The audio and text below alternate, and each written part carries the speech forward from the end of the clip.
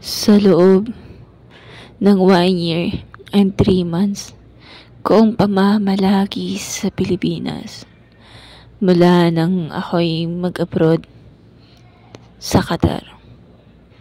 Pumasok ako sa mga company at sa loob ng 1 year and 3 months, nakatatlong company akong palipat-lipat.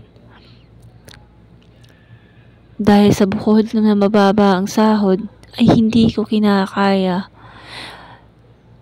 yung katoksikan ng karelasyon ko sa loob ng 11 months. Yung tipong pagod ka na sa trabaho, pag uwi mo, ikaw pa yung maghahain ng pagkain. Ikaw pa yung maghahanap ng lalamunin. Pagod ka na, ikaw pa yung mag-aasikaso ng mga gawaing bahay.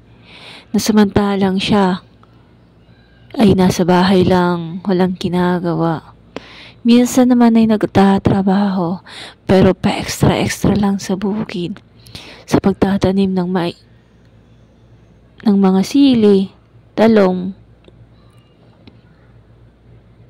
kamatis. Naranasan ko yun sa kanya sa loob ng 11 months. Yung pagtatanim, sa kanya ko lang naranasan yun. Ang pagtrabaho sa bukid, sa kanya ko lang naranasan yun. Hindi kasi ako laking probinsya, pero pinanganak akong probinsya. Sa Manila na kasi ako lumaki. Buhay or pamumuhay sa Manila ang aking nakasanayan. Pero nang nakakilala at nakasama ko siya sa loob ng 11 months, yun mga trabahong buhid, sa kanya ko lang naranasan. Hindi ko naman pinagsisihan at nagpapasalamat ako. Dahil kung hindi ko siya nakakilala at nakakasama bilang karelasyon, hindi ako makakaranas ng mga trabahong bukid. Sa kasawingang palad, yung aming pagsisama ay nauwi sa pagloloko. Dahil nakilala ko siya nang wala pang 1 buwan simula nang maghiwalay siya sa ka-live-in niya na 4 years and 3 months. Ginawa lang akong panakiputas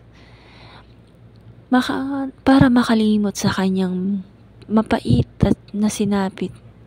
Dahil ipinagpalit siya sa lalaki at ipinagpalit din sa isang kapwa niya lesbian. Sinala ko lahat ng sakit ng yan. Hinayaan ko, minahalo. At ang ibinalik sa akin ay panloloko din. Ipinagpalit ako na nasa abroad.